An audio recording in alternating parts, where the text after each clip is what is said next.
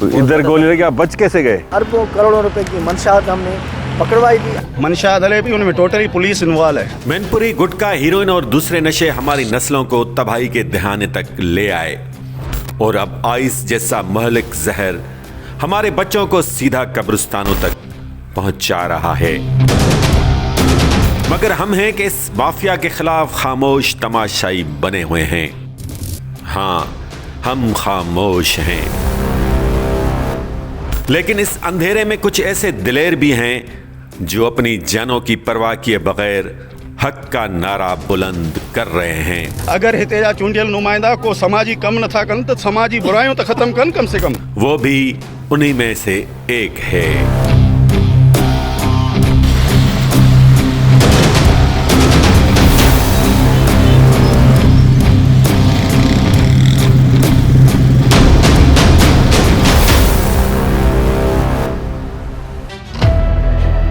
बिस्मिल्लाहिर्रहमानिर्रहीम।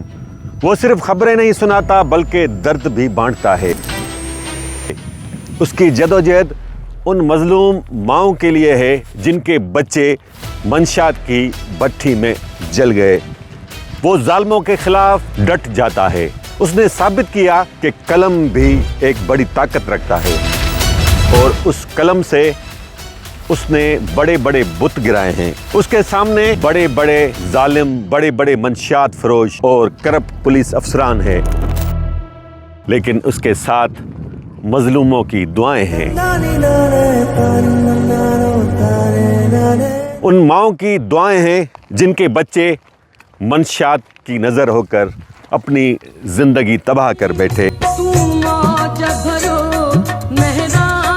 आइए आज आपको एक ऐसे निडर सहाफ़ी से मिलवाते हैं जो धुरंधर तो नहीं, लेकिन उसका स्टाइल धुरंधर जैसा ज़रूर है।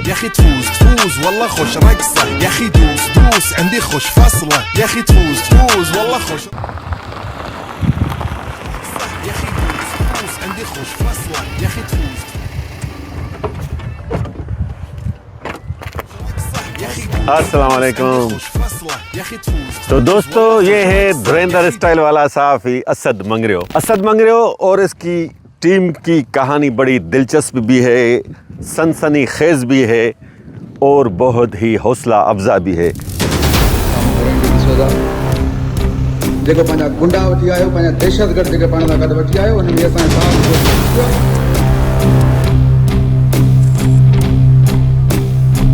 क्योंकि इन नौजवानों ने जिस तरह अपनी जान की परवाह किए बगैर सिंध के अंदर ये जो मंशियात फरोशी जारी है, जिसमें जो मकामी गुंडे और कुछ सियासतदान और कुछ करप्ट पुलिस अफसरान और दूसरे इदारों के लोग भी शामिल हैं, इस पूरी गैंग के ख़िलाफ़, इस पूरी माफिया के ख़िलाफ़ इन्होंने बड़े बहादुराना तरीके से लड़ाई लड़ी है।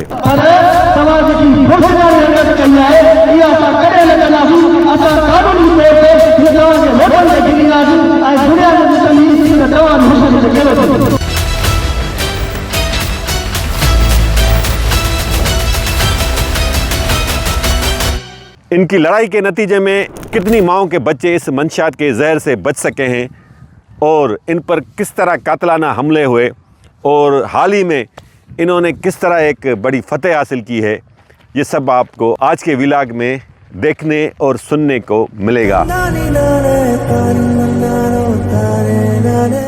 अपने भाई का चैनल सब्सक्राइब करें। आज का व्लॉग थोड़ा डिफरेंट है, लेकिन बहुत ही अहम इशू पर ज़रूर है, क्योंकि मंशियात हमारे मुआशरे का नासूर है। इसके ख़िलाफ़ जितनी आवाज़ बुलंद की जाए कम है। तो आइए असद से आपको मिलवाते हैं। असद, क्या हाल है? अल्हम्दुलिल्लाह सर, फर्स्ट क्लास। हम मौजूद हैं कोटड़ी शहर के नवाई इलाके में। ये जाबलू इलाका, ये पहाड़ी इलाका है, शहर से बिल्कुल ही साथ वाक़ है। असद का बेसिकली गांव है के शाह, वहाँ से बिलोंग करते हैं और कोटड़ी में सहाफ़त करते हैं गुज़श्ता 10 साल से। आजकल की सहाफ़त जो हमारे पास चल रही है, उस तनाजुर में असद की सहाफ़त वाकई अनोखी लगती है। ऐसा ही है ना असद? बिल्कुल सर। असद, ये बताइएगा, कहा जाता है कि ये जो आप जदोजहद कर रहे हैं मंशियात के ख़िलाफ़ और दूसरे जो समाजी इश्यूज़ हैं उनके लिए, इससे आपको क्या मिलता है? सर हमें कुछ नहीं मिलता, लेकिन ये हम जुल्म देखते हैं जब हम सिंध के हमारे बच्चे जो हैं मंशात में तबाह हो रहे हैं, नौजवान नस्ल तबाह हो रही है। हम खुद गरीब घराने से ताल्लुक़ रखते हैं और गरीब जो हज़ारों नौजवान यहाँ इल्म के ये शहर है जामशोरो, जहाँ पे हज़ारों नौजवान पढ़ने के लिए आते हैं। यूनिवर्सिटीज़ है और यहाँ के आपको शराब के गुत्ते मिलेंगे, जामशोरो में भी शराब का गुत्ता मिलेगा, जो तरफ आपको इस जामशोरो में मंशात के बड़े अड्डे मिलेंगे। लेकिन ये हमारा जब हमने जुल्म देखा कि यहाँ पे कोई लोग नौजवान वहाँ पे पड़े हुए हैं, कोई आइस में वहाँ पे पड़ा हुआ है, कोई कहाँ पे, तो हमने ये सोचा कि याद कर लिया कि भाई मंशात के ख़िलाफ़ हमें जंग करनी है। और ये हमें आपको पता ये भी होगा कि मंशात आती कहाँ से है। जो जेडे की छाली है वो इंडिया से आती है। हाँ। इंडिया से लाता कौन है? लाता कौन है? लाता कौन है? करोड़ों अरबों रुपए की मंशात जो सिंध में पूरे मुल्क में आ रही है। नहीं तो पूरे मुल्क में नहीं आ रही ना, ये सिंध खास निशाने पर है। दीगर आपको सूबों में ये नहीं मिलेगा, ये खास मेहरबानी की गई है हमारे सिंध पर। अच्छा, पंजाब में आपको जो शराब खाना है ना, शराब के जो है अपने दुकान, वहाँ पे लाइसेंस आपको कोई नहीं मिलेगा। पंजाब में कहीं भी मंशात का नहीं मिलेगा। सिंध के हर शहर में आपको शराब के 2-3 गुत्ते जो है आपको ज़रूर मिलेंगे। हर शराब कच्चा जो भी है मंशात की, जो कैंसर के लोग, आपको पता है कैंसर की बीमारियाँ और अस्पतालों का भी हाल आपको पता है। आपने कब जदोजहद शुरू की इस मंशात के नासूर के खिलाफ? सर मैंने 2020-21 से जदोजहद की थी। अभी तक हम इस मंशात के खिलाफ जहाद कर रहे हैं और सारी अवाम ज़िले जामशोरो की, पूरी सिंध की अवाम हमें साथ भी दी। अच्छा, इस जदोजहद में आपको किन खतरात का सामना करना पड़ा? सर खतरा हमारे साथियों पर हमले हुए, काफ़ी हमें धमकियाँ मिली, कातलाना धमकियाँ जैसे होती है आपकी ज़िंदगी ख़त्म कर लेंगे, आप ये आवाज़ नहीं उठाए। हमने बड़े मंशात के ट्रालर इनके पकड़वाए थे काफ़ी। जो M9 जो ये आप देखेंगे ना, M9 पूरी सिंध में मंशात यहाँ से सप्लाई होती है। पूरे सिंध में सप्लाई थी, सबको पता नहीं है कहाँ से आती है। सही है। हमने ये निशानदेही की कि बाबा हमारे बच्चे तबाह हो रहे हैं, ये इल्म का शहर है, जामशोर है, कम से कम हमारे लोग पढ़ने आते हैं बच्चे, तो ये यहाँ से मंशात ख़त्म की जाए। लेकिन उन्होंने कोई भी अभी तक स्टैंड नहीं लिया। अच्छा चलें, आपने मंशात भी पकड़वाई, कुछ अड्डे भी आपने ख़त्म करवाए, तो आपकी जदोजहद में आपके साथ कौन कौन शामिल हैं, किस तरह ये स्ट्रगल चलती है? जामशोर की हमारे सियासी, समाजी, सहाफ़ी जो हमारे हैं डबिंग, इसमें जो अच्छी सोच शऊर रखने वाले बंदे, हर शऊर रखने वाला बंदा जो है वो हमारे साथ है। 2 नंबर बंदा साथ नहीं है। एक बात ये भी मैं ऐड करता चलूँ कि यहाँ पे जो 5 यूनिवर्सिटियाँ हैं, 5 यूनिवर्सिटियों में हज़ारों बच्चे पढ़ने आते होंगे, ज़ाहिरी बात है। तो यहाँ पे मंशात के अड्डे सही है। यहाँ हम चाह रहे हैं, मेरा ये कहना है, सिर्फ हर शहर में लाइब्रेरी हो, नौजवानों को शऊर हासिल हो, मंशात के अड्डे ख़त्म हो। हमारी जब तक है इसकी जहाद हम लगे रहेंगे कि भैया हम। अच्छा एक बात मुझे अभी भी बात याद आ रही है कि मंशात लोग बोल रहे हैं कि भाई आपने जहाद की हुआ तो कुछ नहीं, मंशात तो बंद ही नहीं हुई। हर लोगों का ये सवाल होता है। मैं उन लोगों को बताना चाहता हूँ कि हमने जब 5 साल में ये जदोजहद मंशात की तो लोगों को शऊर मिला है। आज हर बच्चा, हर कोई पड़ोस में देख रहा है कि हमारा बच्चा यहाँ पे मंशात मिल रही है, तो वो सोशल मीडिया के ज़रिए इतला करता है। लेकिन पुलिस जो है वहाँ थानों की, आपको पता है वो कैसे चलती है। ये हकीकत है कि आज से कुछ साल कबल तक, यानी 8-10 साल पहले, आपको मीडिया पे मंशात के ख़िलाफ़ ख़बरें नहीं मिलती होंगी, नहीं मिलेंगी, नहीं चलाते थे इदारे, बोलते थे यार ये कोई इशू है क्या। लेकिन सबसे बड़ा इशू है, पूरी कौम को तबाह कर रहे हैं। आइस सरेआम बिकती है, छोटे बच्चे, यूनिवर्सिटीज़ तो बहुत दूर की बात है, जो स्कूल्स तक आइस पहुंच चुकी है। तो हमने, हमारा एक प्रोग्राम चला करता था एक सिंधी टीवी चैनल पर, पहली बार ये मंशात के ख़िलाफ़ आवाज़ उठाना शुरू की। तो अल्हम्दुलिल्लाह इसके नतीजे में ये है कि मीडिया पे भी रिपोर्ट्स चलती हैं, मामला हाईलाइट होता है। और हमारा मैसेज आप सबको है, खुदारा अपने बच्चों को, छोटे बच्चों को, नौजवानों को, उन पर कड़ी नज़र रखें, क्योंकि ये जो मंशात फरोश दरिंदे हैं ना, ये दंदनाते फिर रहे हैं। पुलिस भी कुछ नहीं करती। क्यों नहीं करती सबको पता है।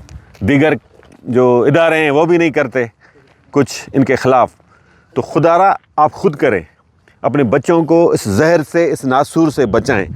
और असद जैसे, नवीद जैसे, असद बबर जैसे, वक्कार हिस्मानी जैसे, फरहान और आबिद मंगरियो जैसे नौजवान हैं, उनका साथ दें, क्योंकि ये अपने लिए नहीं, आपके बच्चों के लिए, आपके लिए जदोजहद कर रहे हैं। गोली लगी? जी हाँ, मतलब गोली यहाँ पर, इस जगह पर मुझे गोली लगी, जिसमें मैं। दोस्तों अब मैं आपकी मुलाकात कराऊंगा एक और निडर सहाफ़ी से, जो भी मंशात के ख़िलाफ़ जदोजहद कर रहा है, उसने रिपोर्टिंग की और फिर कातलाना हमले का शिकार हो गया। कुछ अर्सा कबल उस पर और उसके दूसरे साथी वकार हिस्बानी पर कातलाना हमला किया गया, फायरिंग की गई और दर्जनों लोग थे, हथियारबंद थे। ये भाई नवीद पंवर है, उस हमले में ज़ख्मी हो गए थे। इनसे पूछते हैं कि वाक़या ये कैसे पेश आया था। नवीद भाई, कब वाक़या पेश आया था और कैसे आप ज़ख्मी हुए थे? ये वाक़या पेश आया था 5वें महीने की 5 तारीख को 2025 में, जब हम बैठे हुए थे अपनी ऑफ़िस के अंदर। मेरी ऑफ़िस से अलमदीना चौक कोठरी पे मेरे कुछ दोस्त थे, हैदराबाद से आए हुए थे, और वकार हिस्बानी हमारा सहाफ़ी कुलीग दोस्त थे, और एक मेरा कैमरामैन है अवैस पंवर। हम लोग अपनी ऑफ़िस पे बैठे हुए थे। कुछ ही देर में हमें कुछ आवाज़ आई। हमने देखा कि बाहर किस चीज़ की आवाज़ है। बाहर हमने देखा तकरीबन 70-80 लोग विथ वेपन्स नीचे हमारे ऑफ़िस के खड़े हुए थे। हम देखते ही रहे। तब तक वकार ने एक बहादुराना की उसने मोबाइल निकाल के रिकॉर्डिंग जैसे स्टार्ट की तो उन लोगों ने हमारे ऊपर पथराव किया। जैसे हमारे ऊपर पथराव किया तो हमने भी चिल्लाना स्टार्ट किया और कॉल करने स्टार्ट की पुलिस को, मुख्तलिफ़ लोगों को कि हमारे ऊपर अटैक हो गया है, आए हमारी मदद करें। उसके बाद ही जैसे लोग पहुंचना शुरू हुए तो इन लोगों ने ख़तरनाक किस्म के जो वेपन्स होते हैं, उसमें रिपीटर थे, पिस्टल्स थी 9mm और मुख्तलिफ़ जो कलेक्शंस थी वो निकाल के हमारे ऊपर फायरिंग करना शुरू कर दी। फिर हमारे दोस्त थे वो जो जहाँ छुप सकता था अपने बचाव के लिए, सेफ्टी के लिए, वो सारे लोग साइड पे हो गए।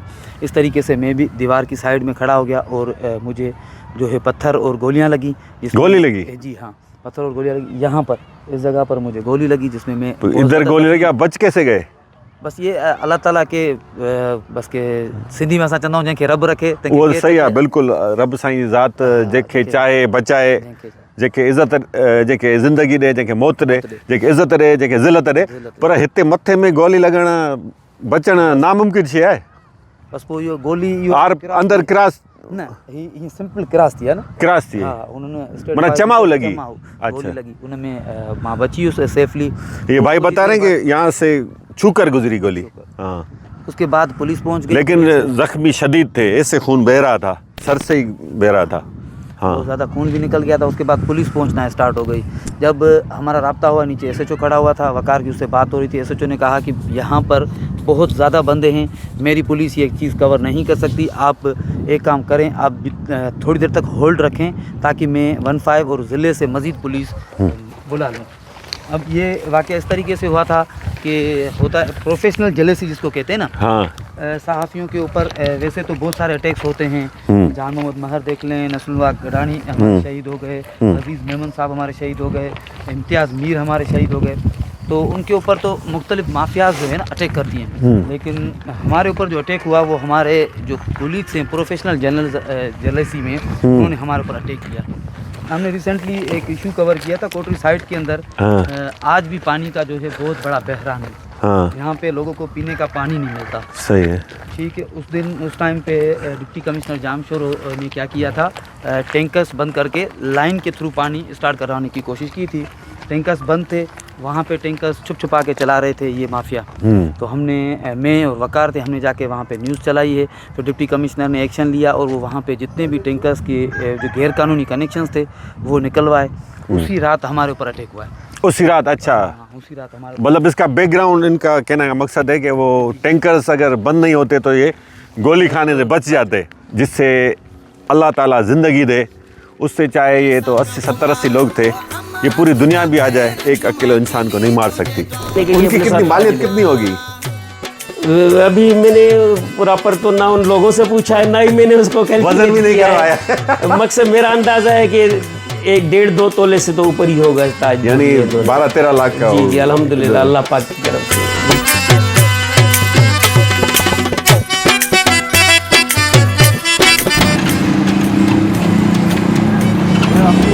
दोस्तों, कोटली साइट एरिया में मौजूद हैं। यहाँ पर मुख्तलिफ इंडस्ट्रीज़ हैं, मुख्तलिफ फैक्ट्रीज़ हैं, लेकिन आज आपको एक अजीब फैक्ट्री दिखाते हैं। ये फैक्ट्री इस वक्त सील है। ये फैक्ट्री क्यों सील हुई थी?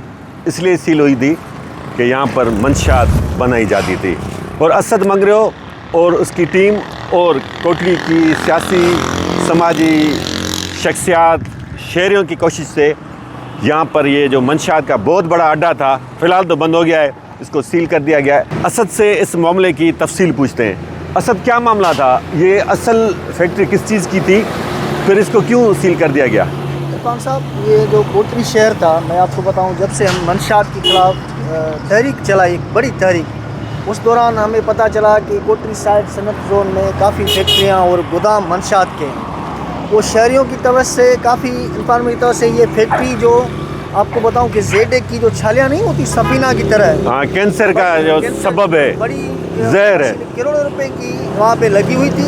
बड़े इन्वेस्टर थे, बड़े सनतकार, वहाँ पे एक मालिक था जिसने ये एक जैसे छुपी हुई फैक्ट्री नहीं थी दोनों की हाँ। तरह, किसी को पता नहीं चलता कि ये फैक्ट्री यहाँ पे इतनी बड़ी फैक्ट्री चल रही है, किसके अंडर में चल रही। हालांकि सबको पता था कि फैक्ट्री ये कैसे चल रही है, पुलिस को सब पता था। अंडरग्राउंड, हाँ, पुलिस को सब पता था अंडरग्राउंड। जब इन्फॉर्मेशन मिली, लेकिन उस वक्त का DIG पीर मोहम्मद शाह 2022 में जब हमारी तहरीक चलती हुई तो ये फैक्ट्री पे छापा पड़ा, करोड़ों रुपए की वही मशीनें, मजदूर पकड़े गए और करोड़ों की मंशात जो यहाँ पे पड़ी हुई थी, आज तक वो केस दाखिल किया हुआ था और वो पैसे देकर जो मालिक थे वो आज़ाद हो गए। यहाँ पे फैक्ट्री आई इतनी, मैं आपको बताऊँ, यहाँ पे मंशात के जो अड्डे थे, यहाँ पे आटा चक्की की, वहाँ पे आटा चक्की थी, उसमें भी जो ना बड़ी वो चूड़ा बन रहा था जो मैनपुरी में वगैरह डलता है ना, तो वो चूड़ा बना था, उस पर भी छापा पड़ा था। ऐसी काफ़ी 2-3 फैक्ट्रियाँ यहाँ पे बड़े अड्डे जो थे मौजूद थे। अच्छा, कोस्तान में भी काफ़ी मंशात के अड्डे थे, कोटरी में थे, लेकिन 5 सालों में मैं आपको बताऊँ काफ़ी अड्डों में हमने छापा मराया, अरबों करोड़ों रुपए की मंशात हमने पकड़वाई थी। आज तक Very good. सिलसिला है वो। चश्मा उतार दो सदर। तो दोस्तों, ये है वो कोटरी प्रेस क्लब जिसका हाल ही में जो इलेक्शन हुआ है वो धुरंधर में लियारी के इलेक्शन से कम नहीं था।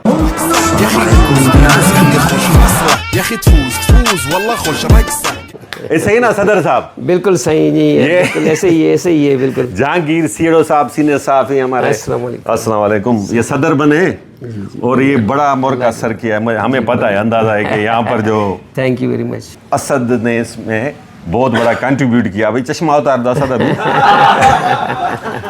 तो आइए बातचीत करते हैं इनसे। चले अंदर चल के बातचीत करते हैं, आइए।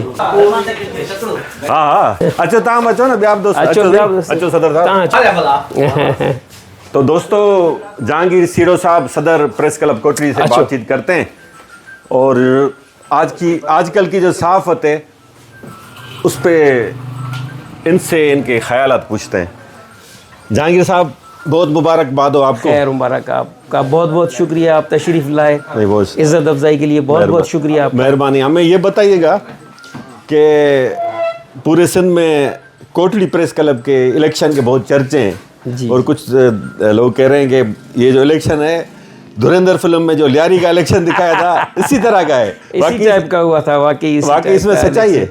जी, ये बिल्कुल इसी तरह से है, मगर धुरंधर फिल्म में क्रिमिनल एलिमेंट जो है ना बहुत ज़्यादा था, यहाँ क्रिमिनल एलिमेंट इसमें बिल्कुल भी नहीं था, बहुत कम एलिमेंट था, क्रिमिनल एलिमेंट नहीं था। हाँ। एक जद्दोजहद थी, एक तसलसल था। हाँ। जिसका ये जो है नतीजा हमें मिला। अच्छा, हाँ, गैंगस्टर्स भी नहीं थे? हाँ, ये है कि उसमें कोई मार धाड़ और खून खराबा और क्रिमिनल एलिमेंट में फिर कहूँगा कि इसमें ऐसा नहीं था। अच्छा। मगर ये कि हर किसी को अपना राइट था। हाँ। वोट मांगने का, वो एक सिलसिला चल रहा था। अच्छा। और वोट में ऊपर नीचे कुछ फरमाइशी प्रोग्राम भी चलते हैं, कुछ जो है ना दोस्तों की मेहरबानियाँ भी ख़ास तौर पे होती है दोस्तों की। जैसे असद जो है मेरा दोस्त है, उनका बहुत अच्छा कंट्रीब्यूशन इनकी पूरी टीम का रहा हमारे साथ और हमें ऐसा महसूस यानी असद ने बड़ी हिम्मत की। जी बिल्कुल, असद नहीं होता तो शायद मुझे इलेक्शन लड़ने की भी हिम्मत इतनी ना होती। अच्छा। हकीकत में असद है, शौकत मेमन है, इन लोगों ने बड़ी मेरी दिलजोई की और मुझे हिम्मत दिलाई कि आप जो है ना बैकफुट पे ना जाएं और इलेक्शन लड़ें, क्योंकि गुज़िश्ता 3 साल से इसी प्रेस क्लब का इलेक्शन जो है ना कॉन्टेस्ट कर रहा हूँ। तो एक में भी मैं हार गया था 1-2 वोट से, फिर उसके बाद जो लास्ट ईयर जो हमारा इलेक्शन हुआ था उसमें भी मैं सिर्फ 1 वोट से जो है ना रह गया था इलेक्शन, क्योंकि मेरे मुखालिफ उम्मीदवार ने जो है ना तकरीबन 18 या 19 वोट उठाए थे, तो मैंने 18 उठाए थे। इतना डिफरेंस था, बिल्कुल नैरो थे हम लोग आपस में। अल्लाह पाक ने इतना ज़बरदस्त नतीजा मुझे दिया कि कभी तस्वर भी नहीं किया जा सकता था। ये जो जिस प्रेस क्लब में हम लोग इस वक्त मौजूद हैं, ये प्रेस क्लब तकरीबन कोई 45 साल पहले का है। जो उस वक्त में जब प्रेस क्लबों का तस्वर नहीं होता होगा तब कोटरी, यानी इसका मतलब बहुत बड़ी आपको फतह नसीब हुई है और उसका जश्न भी माशाल्लाह शानदार था। उसी पे मैं आ रहा हूँ कि हमें यकीन ही नहीं था जिस तरह का पब्लिक रिस्पांस हमें आया है। देखें, ये एक प्रेस क्लब का इलेक्शन है, ये सहाफ़ियों के अंदर का इलेक्शन है। इसमें ये नहीं है कि कोई बाहर के किसी पब्लिक का कोई इन्फ्लुएंस या इंटरेस्ट होना चाहिए। ये सिर्फ प्रेस क्लब का इलेक्शन था, उसके बावजूद भी जो पब्लिक ने हमें रिस्पांस दिया, ये तमाम दोस्त जो हैं उस चीज़ की गवाही देंगे। और सोशल मीडिया तो आपने ज़रूर देखा होगा, माशाल्लाह आप बड़े एक्टिव रहे हैं, सोशल मीडिया पे हैं, आप एक्टिव रहे हैं, तो आपने देखा ही होगा कि किस तरह का रिस्पांस आया। हज़ारों की तादाद में हमारे प्रेस क्लब पे पहुंचे, यानी कि लूंगियाँ, अजरके, टोपियाँ, मोहब्बतों के बहुत सारे तोहफे और सोने ताज। आप देखेंगे मेरे ख्याल में कहीं पे भी ये आपको ये नहीं मिलेगा, शायद मेरे जो इल्म में चीज़ आई है कि किसी प्रेस क्लब पे ऐसा नहीं हुआ कि कोई इलेक्शन कॉन्टेस्ट करें। सहाफ़ियों के इलेक्शंस या प्रेस क्लब के इलेक्शंस की तारीख का शायद अनोखा वाक़या है कि किसी प्रेस क्लब के सदर मुंतखब होने पर और दो सोने, हाँ, ताजिर बिरादरी जिसका कोई ताल्लुक भी नहीं है प्रेस क्लब से, वो भी अपनी खुशी का इजहार करने के लिए उनकी कितनी मालियत कितनी होगी? अभी मैंने प्रॉपर तो ना उन लोगों से पूछा है, ना ही मैंने उसको वजन भी नहीं करवाया। मकसद मेरा अंदाजा है कि 1.5-2 तोले से तो ऊपर ही होगा ताज, यानी 12-13 लाख का। जी अल्हम्दुलिल्लाह, अल्लाह पाक की तरफ से with the bless of God. अच्छा, लास्ट में मैं आपसे पूछना चाहूँगा, आजकल जो सहाफ़त के हालात हैं किसी से ढके छुपे नहीं है, बिल्कुल भी नहीं। तो असद जैसे, मीर मुर्तज़ा जैसे, नवीद जैसे और दीगर जितने भी दोस्त बैठे हैं जो हक सच की बात करते हैं, उनके लिए कितने मुश्किल हालात हैं?